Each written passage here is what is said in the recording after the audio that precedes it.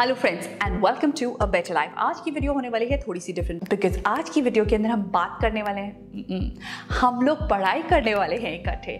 सो आप लोगों की बहुत सारी request I, everybody was asking me कि किस तरह से नए सेमेस्टर में पढ़ाई करना स्टार्ट करना चाहिए, चैप्टर को कैसे पढ़ना चाहिए, कोई चैप्टर बहुत बोरिंग लगे तो उसको कैसे अप्रोच करना चाहिए, कोई चैप्टर बहुत डिफिकल्ट हो तो उसको कैसे करना चाहिए, मेरा इंटरेस्ट ही नहीं आता मैथ्स में तो उसको कैसे पढ़ाई करूँ, साइंस के चैप्टर्स ना बहुत बोरिंग और बहुत बड़े होते हैं, उसको कैसे करें। So all these and a lot of things are answered in this video, so keep watching the video till the very end because इस वीडियो के अंदर आपकी बहुत सारे क्वेश्चंस का आंसर मैं आपको देने वाली हूँ।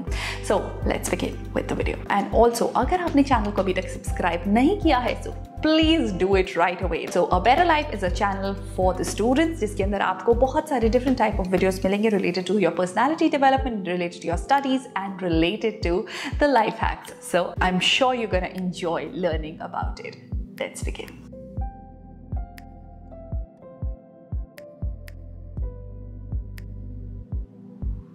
तो चलो स्टार्ट करते हैं चैप्टर को स्टडी करना। उससे पहले सबसे इंपॉर्टेंट ट्रिक, तो अगर आपको कोई भी चैप्टर बोरिंग लगता है या डिफिकल्ट लगता है तो उसके लिए ये ट्रिक बेस्ट है। क्या है ये ट्रिक? इसके अंदर आपको सबसे पहले बुक को ओपन नहीं करना है, सबसे पहले आपको इंटरनेट पे जाना है, उस चैप्टर के बारे में या उस चैप्टर के टॉपिक के बारे में रिसर्च करनी है। फॉर एग्जाम्पल हमारा टॉपिक है carbon and its compound and इसके अंदर हम पढ़ाई करने वाले हैं सोप्स एंड डिटर्जेंट्स के बारे में। Alright, so what you need to do is you go on Google, type it and watch some videos related to it.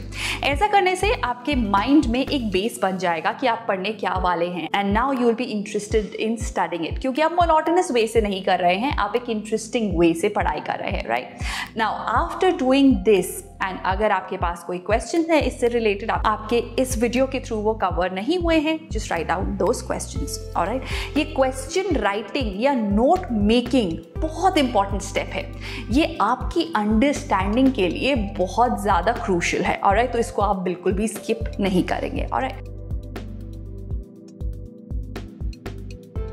Now moving on to the second one. The second point is when you will start reading. जब आप read करते हैं एक chapter को, उसके अंदर आप topic by topic read करेंगे, राइट? तो अगर आप एक चैप्टर को स्टार्ट कर रहे हैं, सबसे पहले उसके टॉपिक, सारे टॉपिक्स जो आज आपको पढ़ने हैं उसको आपको लिखना है।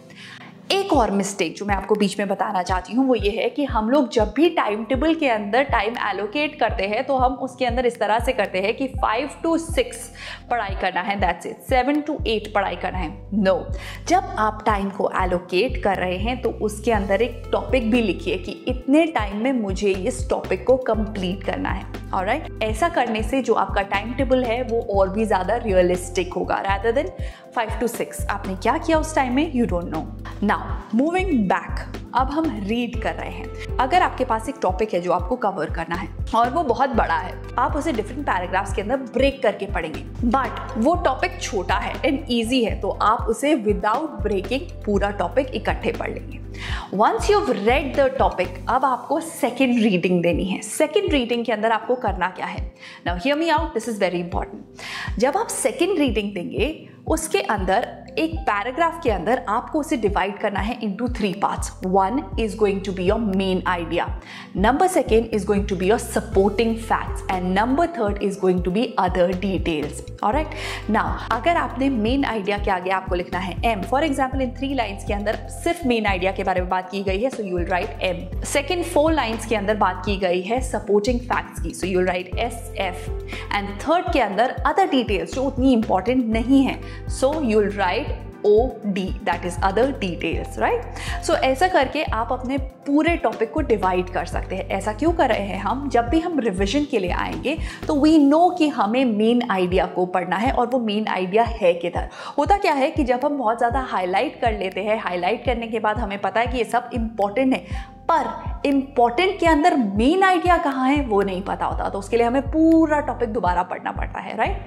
तो इसी टाइम पे हम लोग पूरे टेक्स्ट को डिवाइड कर लेंगे। Now, once this is done, what you need to do is now comes the turn off making notes. तो नोट्स आपको हेल्प करते हैं आपकी पूरी नॉलेज को कंसाइज करने में, ताकि जब आप रिवाइज करें उस टाइम पे आप बहुत इजीली उसको रिवाइज कर पाए। तो आपने चैप्टर को पढ़ लिया है, अब उसके बाद इंपॉर्टेंट पॉइंट आता है नोट्स बनाना। नोट मेकिंग आप दो तरह से कर सकते हैं, एक है कि आप नोटबुक पे कर सकते हैं, एंड सबसे इफेक्टिव तरीका नोट मेकिंग का है to make mind maps. Now mind maps अगर आप नोटबुक पे बनाते हैं that is also good, but the problem with that is कि अगर कभी वो नोटबुक गुम हो जाए तो आपका पूरा वो माइंड मैप, आपकी पूरा किया हुआ एफर्ट चला जाता है। फॉर एग्जाम्पल हमारे पास ये बहुत डिफिकल्ट टॉपिक है जिसके अंदर हमें स्टडी करना है about the defects of vision, जिसके अंदर हम बात करेंगे मायोपिया की, हाइपरमेट्रोपिया की एंड प्री मायोपिया की। तो बहुत मुश्किल होगा कि अगर आप इस पूरे पैराग्राफ्स को पढ़ेंगे और इसे याद करेंगे और इसके पूरे नोट्स बनाएंगे, पर अगर आप इसको ईजी फॉर्म में करना चाहते हैं then you can make a mind map something like this, and ये आपका माइंड मैप तैयार है। Now when you have to revise you have to just come and see this mind map and your revision is also done.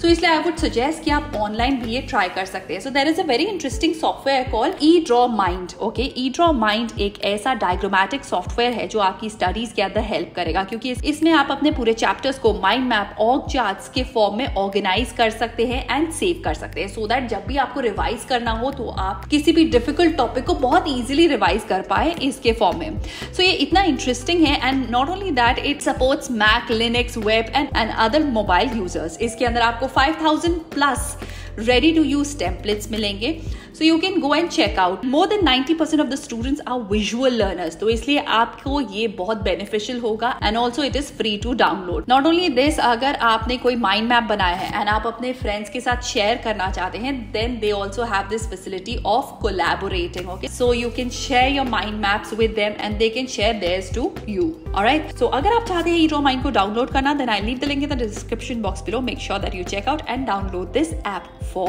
free. Now we'll come to the next step and that is question making. अब क्या होता है कि अगर आपने पूरे एक chapter को पढ़ा, ओके, आपने एक पूरे टॉपिक को पढ़ा और उस टॉपिक के अंदर आपको ऐसा लगता है कि मैं बहुत सारे क्वेश्चंस को फॉर्म कर सकती हूँ। उस टॉपिक के अंदर आपको क्या करना है, जितने क्वेश्चंस आप फॉर्म कर सकते हो उन क्वेश्चंस को फॉर्म करो और एक नोटबुक के अंदर लिखते जाओ। ऑलराइट, आप इसे डिजिटली भी कर सकते हैं, नोट्स के अंदर जाके you can write it down.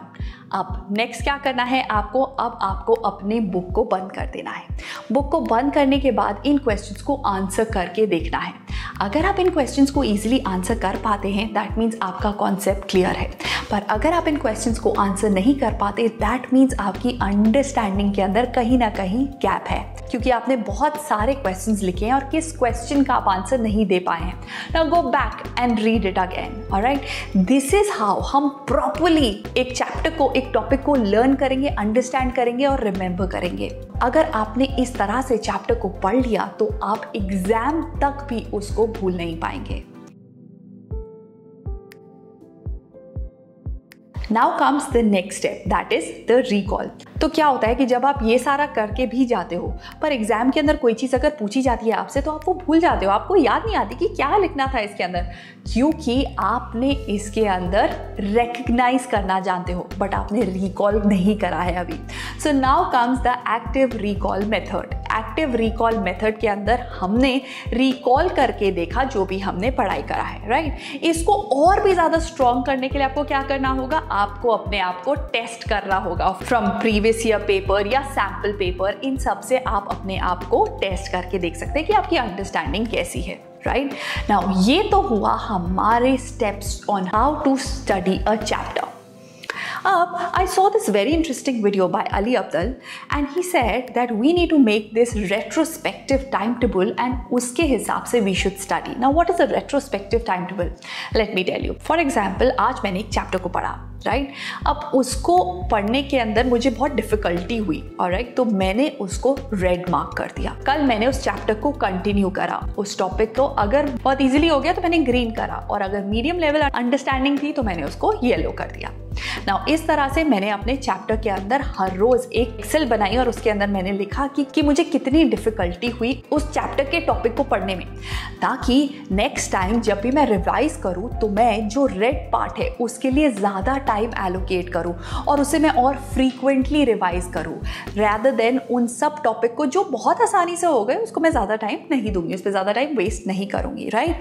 I found it very very interesting and in fact मुझे लगता है कि हर स्टूडेंट को इस टाइम को इन्वेस्ट करना ज़रूर चाहिए। अगर आप एक्सेल पे नहीं बनाना चाहते तो आप अपनी नोटबुक पे भी बना के लिख सकते हैं ये सारी चीज़ें, बट इससे आपकी रिविजन बहुत अच्छी हो जाएगी एंड आपको एग्जैक्टली पता होगा कि आपकी प्रॉब्लम एरिया है क्या, कि आपको मुश्किल लगा क्या। अगर आप प्रोबेबिलिटी पढ़ रहे हैं तो प्रोबेबिलिटी के अंदर कौन सा ऐसा टॉपिक था जो आपको मुश्किल लगा, राइट।